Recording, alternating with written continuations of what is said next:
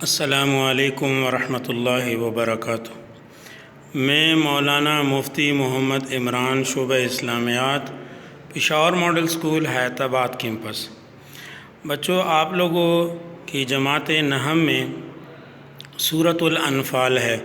سب سے پہلے سورۃ الانفال کا جو تعارف ہے وہ ذرا دیکھ لیں۔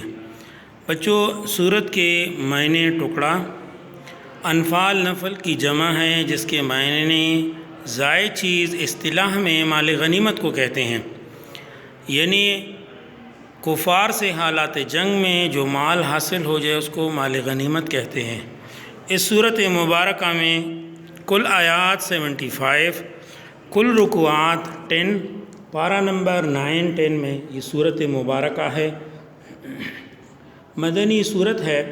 بچوں، مدنی اور مکی صورت میں فرق یہ ہے کہ مدنی صورتوں میں احکام ہوتے ہیں جبکہ مکی صورتوں میں عقائد یعنی جنت اور دوزخ ان کے تذکرہ وغیرہ ہوتا ہے۔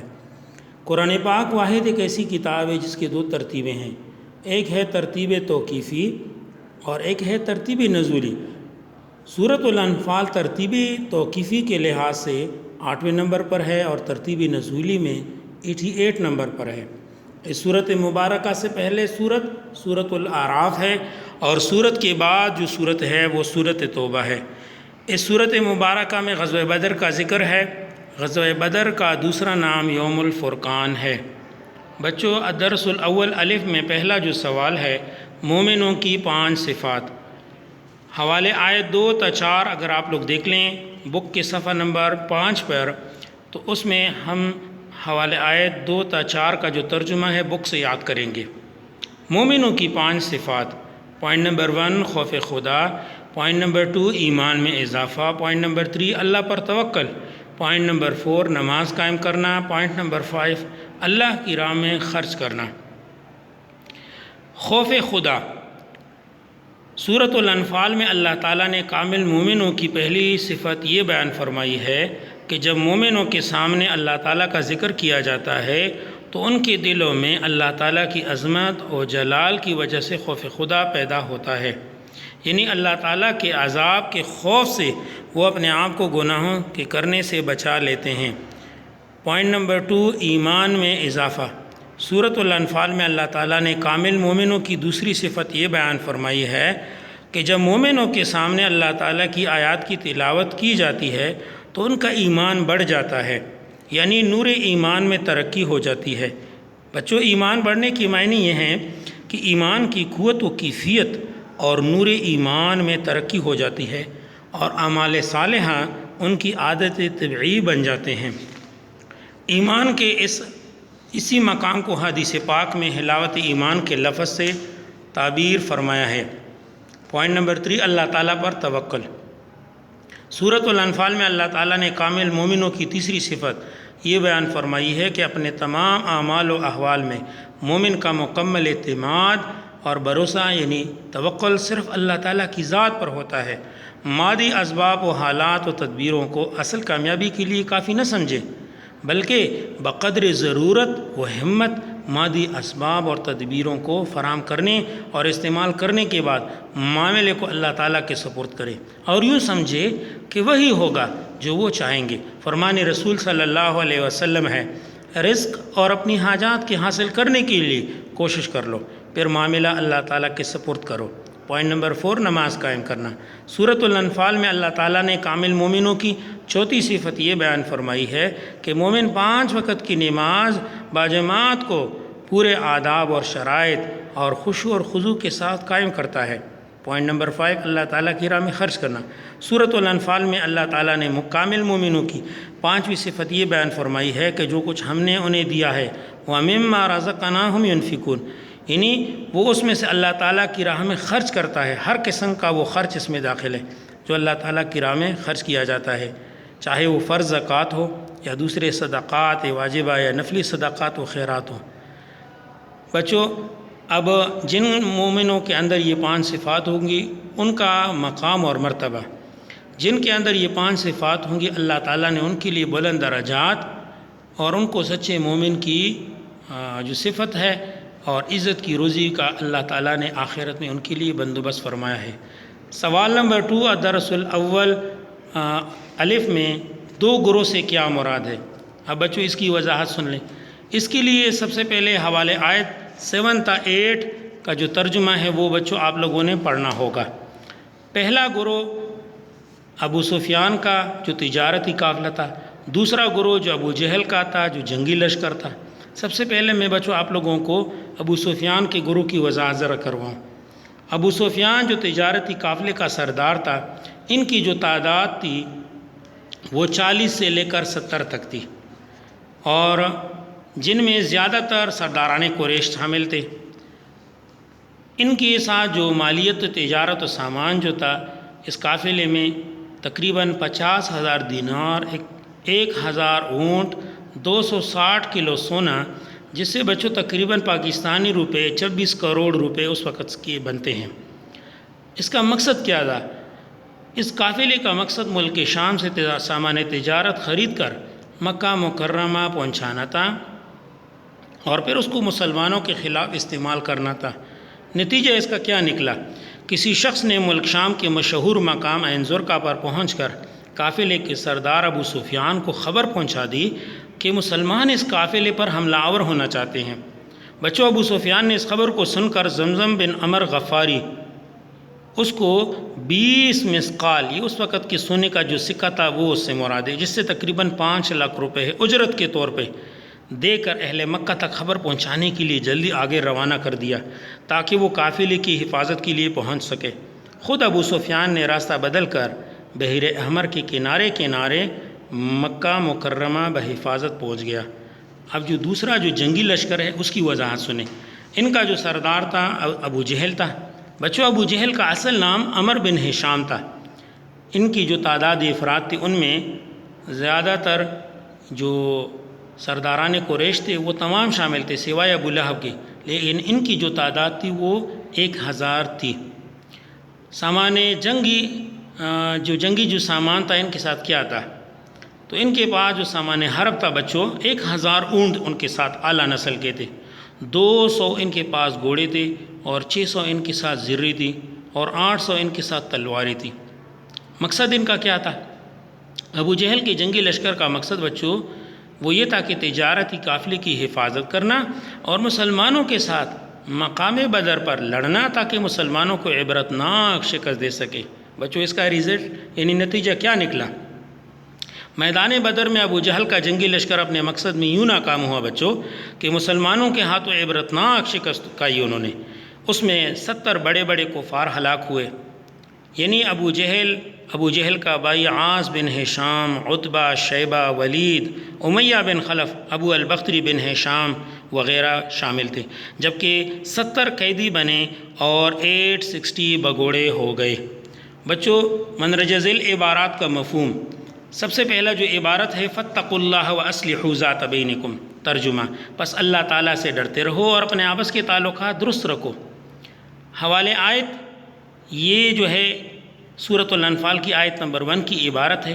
سب سے پہلے اس کا بامحاورہ ترجمہ بچوں ذرا سن لیں۔ فاتقوا اللہ، پس تم ڈرو اللہ سے، واصلحوا اور صلح قائم رکھو، ذات بینکم آپس میں۔ مفہوم سورۃ الانفال کی آیت نمبر 1 کی اس عبارت میں 2 باتوں کے بارے میں اللہ تعالیٰ نے فرمایا ہے۔ پوائنٹ نمبر 1 اللہ تعالیٰ سے ڈرتے رہو، پوائنٹ نمبر 2 آپس میں تعلقات درست رکھو۔ تو اس کا عنوان ہم یہ بچوں لکھیں گے کہ تقوی اور باہمی اصلاح۔ اب ان 2 باتوں کو میں ذرا تھوڑا آپ کے سامنے وضاحت کروں۔ اللہ تعالیٰ سے ڈرتے رہو، تو اللہ تعالیٰ نے سورۃ الانفال کی اس آیت میں مسلمانوں کو پہلا حکم یہ دیا ہے کہ اللہ تعالیٰ سے ڈرتے رہو، یعنی جو کام بھی کرو صرف اللہ تعالیٰ کی رضا کا خیال کرو اور اللہ تعالیٰ کی ناراضگی سے ڈرو۔ پوائنٹ نمبر 2 اپنے آپس کے تعلقات درست رکھو۔ سورۃ الانفال کی اس آیت کی عبارت میں اللہ تعالیٰ نے مسلمانوں کو یہ دوسرا جو حکم دیا ہے وہ یہ ہے کہ جو آپس کے جو تعلقات ہیں وہ درست رکھو، یعنی اپنے آپس کے معاملات اور تعلقات ایسے سنبھالو سنوارو کہ باہمی رشک و مسابقت کا نام و نشان نہ رہے۔ ان دونوں باتوں کا مطلب بچوں یہ ہے کہ باہمی اختلافات اور پھوٹ پیدا کرنے سے پرہیز کرو۔ یہ اس صورت میں ممکن ہوگا کہ جب دل میں اللہ تعالیٰ کا خوف اور ڈر ہو اور اپنے آپس کے جو تعلقات ہیں وہ درست ہو۔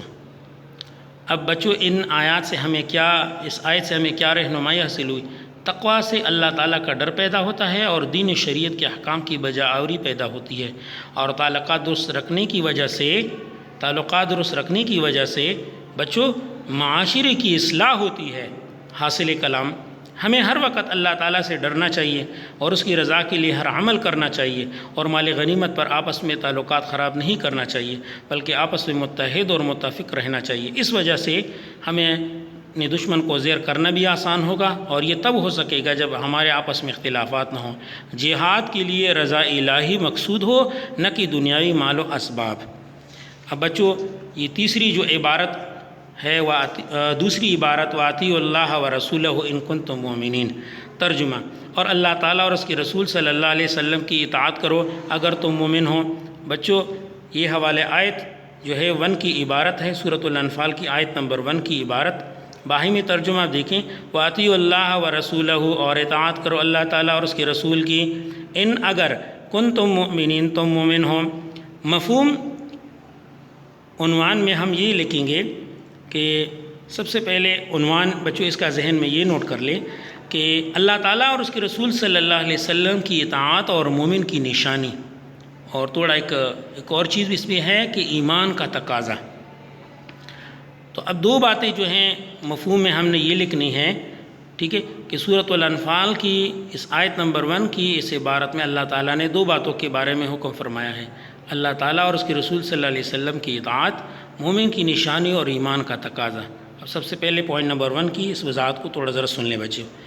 اللہ تعالیٰ اور اس کے رسول کی اطاعت، اس آیت نمبر 1 کی اس عبارت میں اللہ تعالیٰ فرماتا ہے کہ اگر تم لوگ اپنے آپ کو مومن کہتے ہو، اللہ تعالیٰ اور اس کے رسول کی اطاعت کرو، کیونکہ اللہ تعالیٰ کی اطاعت اور رسول اللہ صلی اللہ علیہ وسلم کی پیروی کے بغیر کوئی بھی عمل قبول نہیں ہوتا۔ مال غنیمت کی تقسیم کا جو طریقہ اللہ تعالیٰ اور اس کے رسول صلی اللہ علیہ وسلم نے مقرر کیا ہے، اسی پر عمل کرنا مسلمان کے لیے باعث کامیابی ہے بچوں۔ جیسا کہ سورۃ محمد کی آیت نمبر 33 میں اللہ تعالیٰ فرماتا ہے: اطیعوا اللہ واطیعوا الرسول ولا تبطلوا اعمالکم۔ ترجمہ، اللہ تعالیٰ اور اس کے رسول کی اطاعت کرو اور اپنے اعمال ضائع نہ کرو۔ ایمان کا جو تقاضا ہے اور مومن کی نشانی ہے، اب اس کی وضاحت تھوڑا ذرا سن لیں۔ سب سے پہلے مومن کی نشانی، مومن وہ اسے کہیں گے کہ جب وہ ہر حال میں، ہر جگہ، ہر وقت اللہ تعالیٰ اور اس کے رسول صلی اللہ علیہ وسلم کی حکم کی اطاعت کرتا ہے۔ اب ایمان کا تقاضا یہ ہے کہ مومن مسلمان اللہ تعالیٰ اور اس کے رسول صلی اللہ علیہ وسلم کے ہر فیصلے کو برحق مان کر اسی پر راضی اور خوش ہو جائے۔ اب اس آیت سے بچوں ہمیں کیا رہنمائی ملی؟ ہمیں ہر حال میں اللہ تعالیٰ اور اس کے رسول صلی اللہ علیہ وسلم کی اطاعت کرنی چاہیے، یعنی اللہ تعالیٰ اور اس کے رسول کی اطاعت کے بغیر ایمان مکمل نہیں۔ اسی وجہ سے آپ صلی اللہ علیہ وسلم کے اعمال، اخلاق، ارشادات، اقوال وغیرہ کی پیروی کریں۔ حاصل کلام، ہمیں زندگی کے کسی بھی شعبے میں کسی بھی لمحہ اللہ تعالیٰ کے حکم اور سنت رسول صلی اللہ علیہ وسلم کی خلاف ورزی نہیں کرنی چاہیے۔ بچوں اب عبارت نمبر 3 جو جیم عبارت ہے، وَإِذَا تُلِيَتْ عَلَيْهِمْ آيَاتُهُ زَادَتْهُمْ ایمانا۔ ترجمہ بچوں اس کا سنیں، جب انہیں اس اللہ تعالیٰ کی آیات پڑھ کر سنائی جاتی ہیں تو ان کا ایمان بڑھ جاتا ہے۔ اذا تلیت جب پڑھی جاتی ہیں، علیہم ان پر، آیاتہ آیاتیں، زادتہم انہیں بڑھا دیتی ہے، ایمانا ایمان کو۔ حوالے آیت نمبر سورۃ الانفال کی جو ہے وہ 2 کی عبارت ہے۔ مفہوم عنوان، اس میں ہم بچوں عنوان میں ہم یہ لکھیں گے: قرآن پاک کو سچا ماننے کی وجہ سے ایمان میں مزید اضافہ کا ہونا۔ مفہوم میں سورۃ الانفال کی اس آیت کی عبارت میں اللہ تعالیٰ نے مومنوں کی صفات میں سے ایک صفت کا بیان فرمایا ہے۔ اب 2 باتیں، ایمان بڑھنے کے معنی، ایمان میں ترقی۔ اب یہ ذرا سن لیں۔ سب سے پہلی بات ایمان بڑھنے کے معنی۔ بچوں ایمان بڑھنے کے معنی یہ ہے کہ ایمان کی قوت اور کیفیت اور نور ایمان میں ترقی ہو جاتی ہے، اور اس میں اور زیادہ اعمال صالحہ کرنے کا جذبہ پیدا ہوتا ہے جو اس کے ایمان میں ترقی کا سبب بن جاتا ہے۔ ایمان کے اسی صفت کو حدیث پاک میں حلاوت ایمان کے لفظ سے تعبیر فرمایا ہے۔ ایمان میں ترقی، جب مومنوں کے سامنے اللہ کی آیات کی تلاوت کی جاتی ہیں تو تو ان کا ایمان بڑھ جاتا ہے، یعنی نور ایمان میں ترقی ہوتی ہے۔